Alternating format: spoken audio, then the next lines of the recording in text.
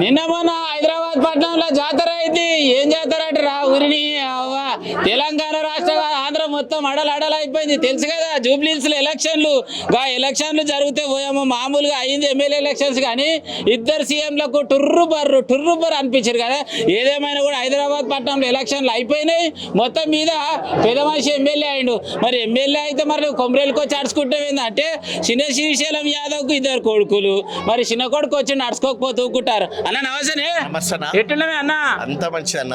అవునే అన్న, ఎక్కడన్నా చాలా వద్దుల తర్వాత నిన్ను చూస్తున్నా. అప్పుడేమో సన్నగా స్లింపు గుట్టి జర దొడ్డుగానే అంత నింబలేమేగా. చెప్పాలి మరి కొమరేలి మల్లన్న జాతరకు వచ్చినావు, మరి ఏమేమి మొక్కినావు, ఎట్టేట్లా మొక్కినావు? అందరు బాగుండాలని మొక్కినా. ప్రతి సంవత్సరం వస్తాం. నాకు ఊహ తెలిసినప్పటి నుంచి వస్తున్నా.